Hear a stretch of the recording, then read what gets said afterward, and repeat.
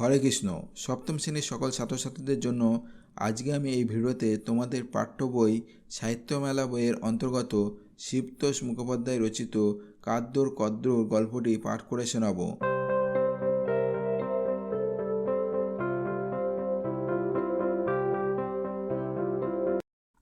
শিবতোষ মুখোপাধ্যায় বিশিষ্ট অধ্যাপক ও প্রাণী বিজ্ঞানী।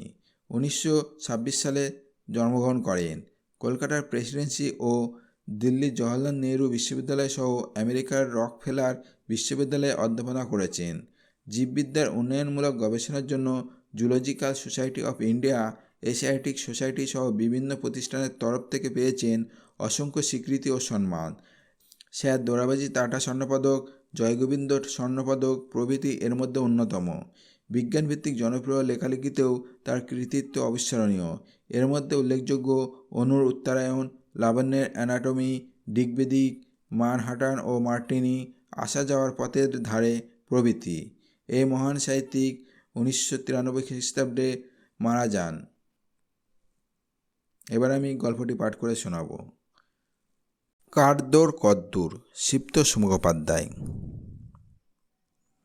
ইঁদুরের দৌড় তার গর্তের পানে, নদীর দৌড় সাগরে, খবরের দৌড় কানের দিকে, আঘ্রাণের দৌড় নাকের দিকে, সুন্দরের দৌড় স্বভাবত বিদ্যার দিকে, খদ্দেরের দৌড় দোকানের দিকে, রোগীর দৌড় ডাক্তারের কাছে, সুখের দৌড় দুঃখের দিকে, দুঃখের দৌড় সুখের দিকে, জন্মের দৌড় মৃত্যুর দিকে, আর মৃত্যুর দৌড় জন্মের দিকে, প্রত্যাশীর দৌড় মরীচিকার পিছু পিছুতে, আপেল দৌড়য় মাটির দিকে, গাছ মাত্রই দৌড়াতে নারাজ, আর প্রায় সমস্ত প্রাণী চলতে সক্ষম। গাছরা দৌড়ায় না, তার বোধহয় সবচেয়ে বড় কারণ যে তারা এক জায়গায় ঠায় বসে বসেই খাবার তৈরি করতে পারে, কিন্তু প্রাণীদের এক জায়গায় বসে খাবার তৈরি করবার মতো নিজেদের কোনো ভিয়েন নেই। প্রাণী মাত্রকেই খাবার সংগ্রহ করতে হয়। এই কারণেই প্রাণীরা এক জায়গায় স্থাণু না হয়ে দিকে দিকে পরিভ্রমণ করে, রচনা রটনা করে এদিকে কিংবা ওদিকে। তা বলে দুনিয়ায় সব প্রাণী কুইক মার্চ করে খেতে দৌড়ই না। কেউ কেউ দৌড়ই আস্তে কিংবা জোরে। আপনার কৃতিত্বে কেউ বা গা দিয়ে, কেউ বা পা দিয়ে এক জায়গা থেকে আর এক জায়গায় চলে যায়। অনুবীক্ষণের তলাকার অদ্ভুত বিস্ময়ের জীব অ্যামিবা। তার দেহ বলতে একখানি সেল ছাড়া কিছু নেই। তার চলবার ভঙ্গিটি বড় মজার। নিজের দেহ থেকে অর্থাৎ সেল থেকে খানিক অংশ ক্ষণিকের পা হিসাবে আগিয়ে দেয়, সেই দিকে তারপর সেলের মধ্যে প্রোটোপ্লাজমের বাকি অংশকে গড়িয়ে দেয়।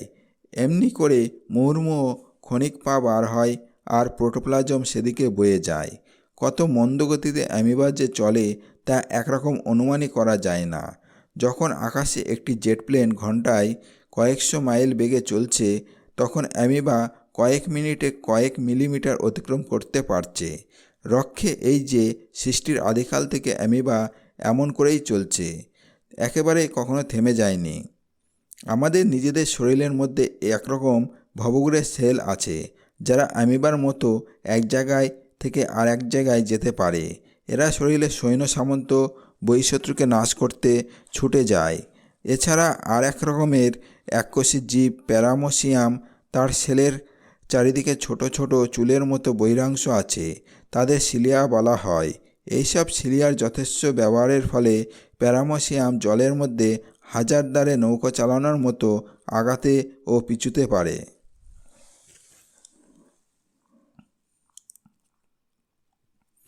গমনাগমনের প্রকৃতি মাধুর্যতা আমাদের চোখে পড়ে সাধারণত উচ্চতর প্রাণীর মধ্যে। সমুদ্র স্রোতের সঙ্গে কত সামুদ্রিক জীব গা ভাসিয়ে মাইলের পর মাইল পাড়ি দেয়, তার হিসেব আমরা রাখি না। চিংড়িরা দাঁড়া নাড়া দিয়ে চলে। কোনো কোনো পতঙ্গ উড়বার সময় তাদের ডানা প্রচণ্ড জোরে নাড়ে। এফিড উড়বার সময় প্রতি সেকেন্ডে 400 বার ডানা নাড়ায়, আর এক নাগাড়ে 8 মাইল পথ উড়ে যেতে পারে। বাগানের শামুকরা চলে তাদের একখানি মাংস পুরু পা দিয়ে, চলে যাবার সময় রেখে যায় জলীয় চিহ্ন। তা দেখলে বলতে ইচ্ছে করে, এ পথে আমি যে গেছি। উচ্চতর জীবদের মধ্যে গমন শক্তির অনেক কলাকুশলতা, কিন্তু গমন শক্তিকে বিচার করতে হয় সবসময় দৈহিক ওজনের পরিমাণ হিসাব করে। কত ভারী জন্তু কত ওজন নিয়ে কত সময় কত দূর গেছে তা বিবেচ্য। হালকা কোনো পাখির হাওয়ায় তীরের মতো ছুটে চলে যাওয়া আর বেজায় ওজন নিয়ে একখানি হিপোর কাদা ভেঙে থপ করে যাওয়া একরকম মনে করলে ভুল হবে। এই ধরুন চিতাবাঘের ওজন 130 পাউন্ডের মতো। সে ঘন্টায় 70 মাইল পর্যন্ত দৌড়তে পারে। নেকড়ের প্রায় একই ওজনের হলেও তার গতিবেগ প্রতি ঘন্টায় 36 মাইল। সেই তুলনায় হিপোর শরীরের ওজন 2800 পাউন্ড এবং সে প্রতি ঘন্টায় 20 থেকে 30 মাইল চলতে পারে। গোবি মরুভূমিতে গ্যাজুলি নামক এক হরিণ আছে। তার গতিশক্তি অত্যাধিক। দেহের ওজন 80 পাউন্ড, কিন্তু সে ঘন্টায় 60 মাইল বেগে চলতে পারে। এন্টিলোপ হরিণ ঘন্টায় 45 মাইল বেগে দৌড়য় 110 পাউন্ড ওজন নিয়ে। সেই গল্পে আছে কচ্ছপের কাছে খরগোশ দৌড়েতে বাজিতে হার মেনেছিল। নানা জাতের খরগোশের মধ্যে গতির তারতম্য দেখা যায়। সাধারণত খরগোশ মাত্রই তীব্র গতিসম্পন্ন।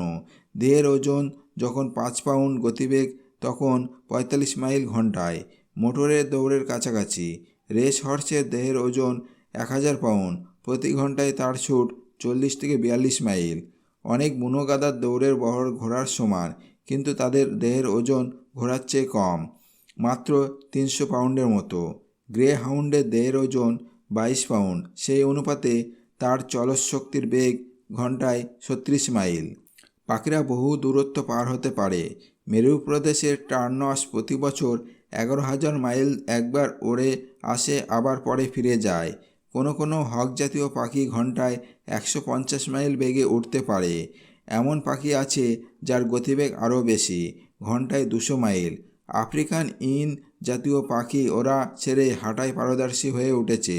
দেহের ওজন 110 পাউন্ড হলে কি হয়, তারা ঘন্টায় 31 মাইল বেগে চলতে পারে। ক্যাঙ্গারুর চলন প্রায় ইমরু চলনের কাছাকাছি, ঘন্টায় 30 মাইল, আর দেহের ওজন 130 পাউন্ড। মোষের দেহের বহর যত, তাতে ওজন দাঁড়ায় 1800 পাউন্ড। সেই তুলনায় গতিবেগ নেহাত কম নয়, ঘন্টায় 30 মাইল। হাতির বপু বিরাট ওজন, 7000 পাউন্ড। সেই নিয়ে গদাই লস্কর চালে, সে ঘন্টায় 25 মাইল বেগে ছোটে। শেয়াল তার 12 পাউন্ড ওজন নিয়ে 20 মাইল বেগে মাত্র যেতে পারে। বরাহের দেহের ওজন অনেক বেশি, 90 পাউন্ড। চলৎশক্তি দেখা গেছে ঘন্টায় 11 মাইল মাত্র। সজারুর দেহের ওজন যেমন মাত্র 3 পাউন্ড, তার চলার শক্তিও সীমিত, ঘন্টায় মাত্র 2 মাইল। উচ্চতর জীবরা পেশির সঞ্চালনের সাহায্যে পা নাড়াতে পারে। যখন কোনো পেশি কাজ করে তখন এডিনোসিন ট্রাইফসফেট, ইংরেজিতে এটিপি বলা হয়, নামক রাসায়নিক পদার্থের ক্রিয়ার ফলে শক্তি উৎপন্ন হয়। বাইরের চলাটা আসল নয়। এই পৃথিবীতে সব চলার মাঝে যা সত্যিকারের চলা, তা হলো মানুষের নিজের চলা, তার মন ভূমির চলা। মানুষের মনের গতির আলোর গতি সম্পন্ন, ঘন্টায় 1,86,000 মাইল। তার কোথাও যেতে নেই মানা। ক্রমবিকাশের দুরস্তর পথ পেরিয়ে মানুষ এমন মন পেয়েছে, মনকে চালাবার ক্ষমতাও। মন তার রথ, মন রথ অবাধ। ক্রমবিকাশের ইতিহাসে জানা যায়, ঘোড়ার পূর্বপুরুষদের এখনকার ঘোড়ার মতো খুর ছিল না, হাতে পায়ে 5 আঙুল বিশিষ্ট জীব ছিল তারা। কিন্তু ক্রমবিকাশের পথ পরিক্রমায় আস্তে আস্তে অন্য আঙুলগুলি অদৃশ্য হলে রইল শুধু মাঝের আঙুলটি, যাকে আমরা খুর বলে জানি। ঘোড় দৌড়ের মাঠে ঘোড়া ধুলো উড়িয়ে চমক লাগিয়ে ছুটে চলে যায়, কিন্তু মনের দৌড়ে ঘোড়া তত কিছুই নয়। মনের দৌড়ে মানুষ চ্যাম্পিয়ন। এই মনকে সঙ্গে নিয়ে মানুষ যুগে যুগে কালে কালে পদচালনা করেছে দিকে দিকে। হুয়েনসান এসেছেন শুধু চীন থেকে, তার মনকে সঙ্গে নিয়ে। ভারতের শ্রীজ্ঞান দীপঙ্কর গেছে তিব্বত এ। ভাস্কো দা গামা এসেছেন তুমুল সমুদ্র পেরিয়ে ভারতবর্ষে। আর কলম্বাস তার দুর্জয় মনকে সঙ্গে নিয়ে নতুন পৃথিবী আবিষ্কার করেছেন। শঙ্করাচার্য পদব্রজে সারা ভারতবর্ষের দিকে দিকে গেছেন ভারতবর্ষকে আবিষ্কার করবেন বলে। সবচেয়ে মজার ব্যাপার এই যে, মানুষ এখন শুধু নিজেই চলেই ক্ষান্ত নয়, সে অন্য কিছুকেও চালাতে সমান উৎসুক। জাহাজ, রেল, প্লেন, জেট। এখন মানুষ আকাশটাকে নতুন করে ঘোড়দৌড়ের মাঠ করে তুলেছেন। সেখানে নতুন বাজি ধরেছে যে সে ত্রিভুবনেশ্বর হবে, স্বর্গ মর্ত্য তোলপাড় করবে। তাই জীবনে 440-তে মানুষ বিশ্বকীর্তি স্থাপন করেছে। কিন্তু ক্ষণিকের পা দিয়ে, কেউ শিলিয়া দিয়ে, কেউ দাঁড়া দিয়ে, নানা রকমের পা দিয়ে সবই চলেছে। চারিদিকে সবাই ছোটাছুটি করছে। কিসের এ জয়যাত্রা, এত তরা? পৃথিবীটাও পাগলের মতো হনহন করে ছুটে চলেছে। পৃথিবীটাকে আমি একবার শুধিয়েছিলাম, তোমার কেন চলবার জন্য এত দায়?